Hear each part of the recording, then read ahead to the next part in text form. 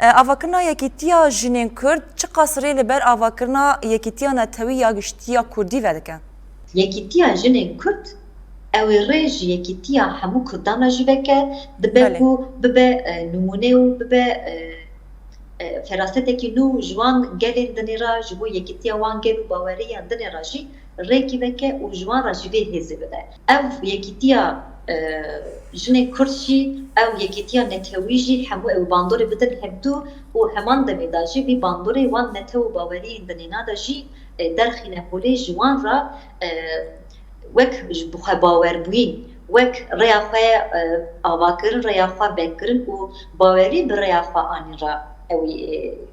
baweriyekî mezin çê bike. Em dizanin ku ew xebata ku li Bakur be, li Başûr, ê Başûr, li Rojava, ê li Rojava, li Rojhilatê, li hemû perçeyê ew ê bandora xwe nîşan bide, rêxistinbûyînê jî xurt bike, herî dawî da ji bo yê netewbûnekî jî yani nava